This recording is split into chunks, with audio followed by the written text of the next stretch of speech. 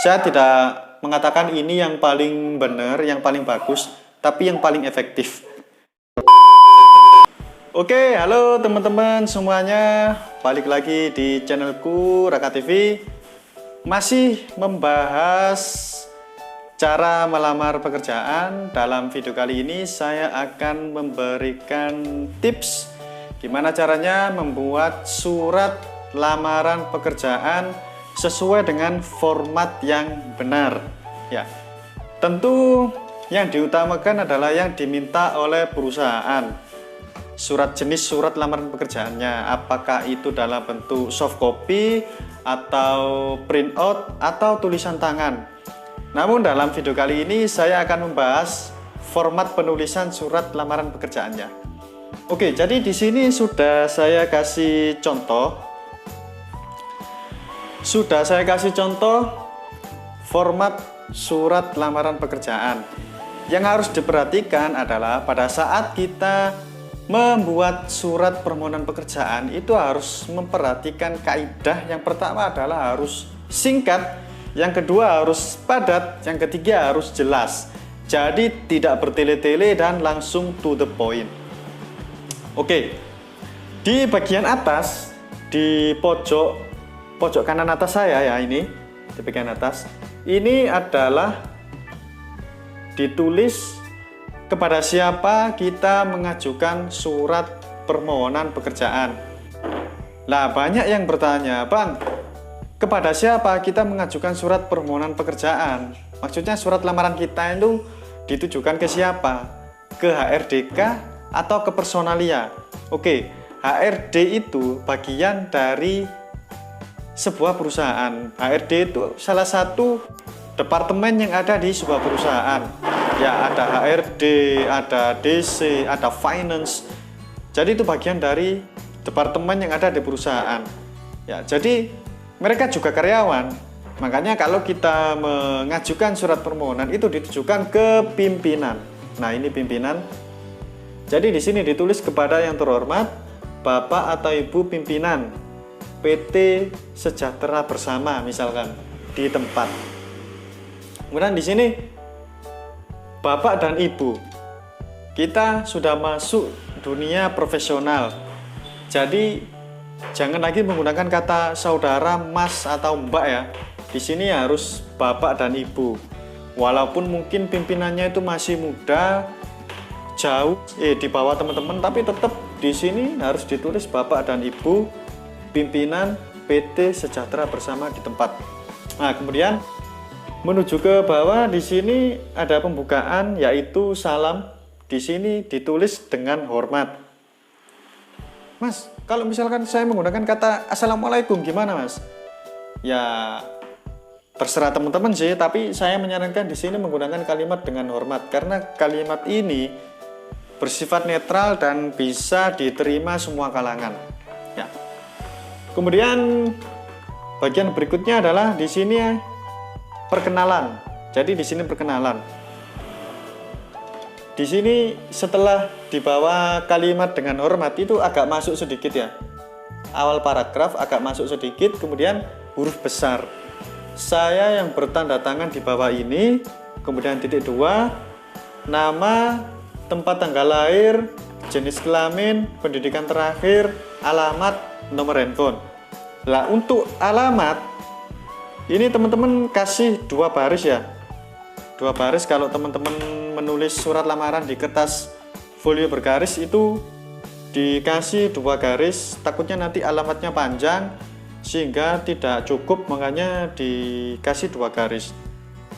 Jadi kalau cara nulisnya jangan langsung nama titik 2 di depan sini.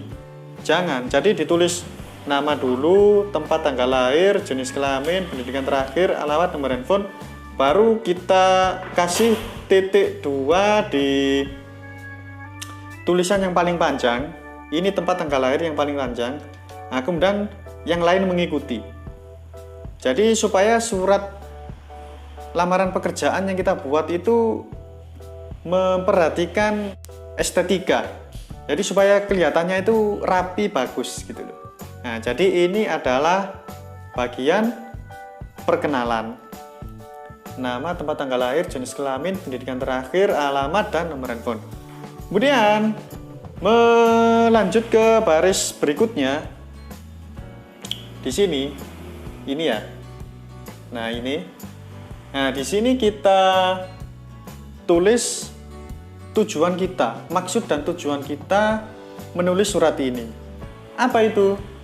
Dengan ini, nah ini karena bukan awal paragraf, jadi kita luruskan dengan baris tulisan yang ada di atasnya. Jadi tidak menjorok masuk seperti yang pertama tadi ya. Jadi maksud dan tujuan, dengan ini saya mengajukan permohonan pekerjaan pada perusahaan yang Bapak atau Ibu pimpin. Jangan lupa untuk penulisan Bapak dan Ibu, ini awalnya huruf besar ya.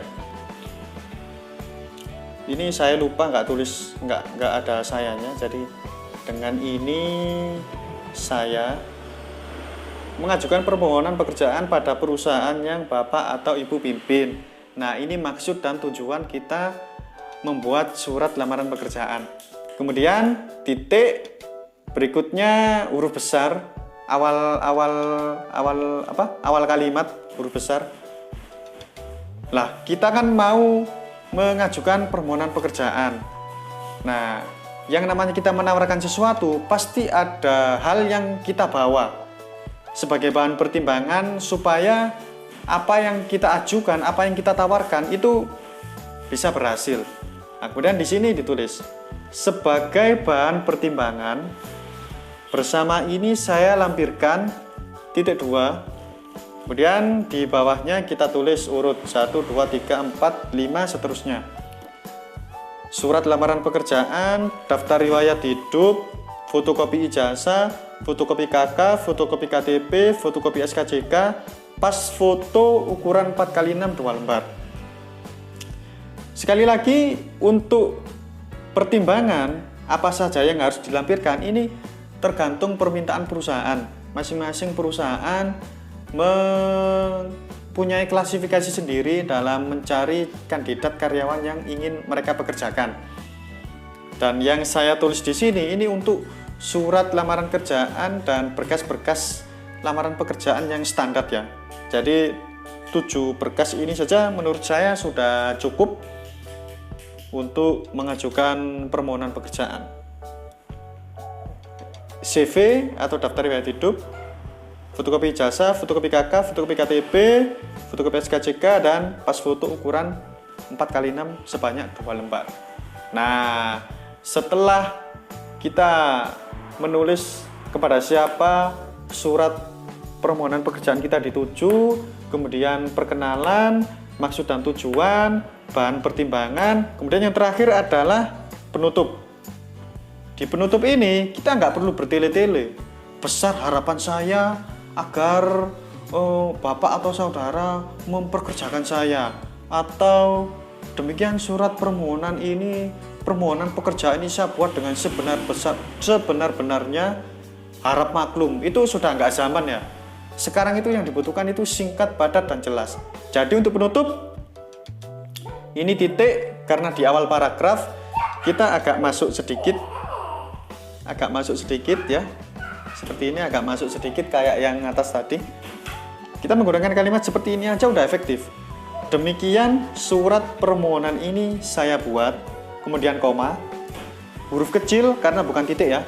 Atas perhatiannya disampaikan terima kasih. Nah, ini singkat, padat, jelas, tidak bertele-tele, tidak basa-basi.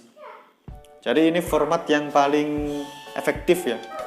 Saya tidak mengatakan ini yang paling benar, yang paling bagus, tapi yang paling efektif.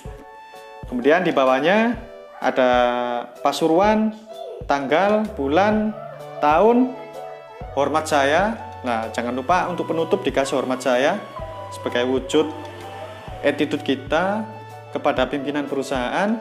Kemudian ini nama pelamar kerja dan tanda tangan. Jadi seperti itu format penulisan surat permohonan pekerjaan yang efektif. Semoga bermanfaat dan sampai jumpa di video saya selanjutnya.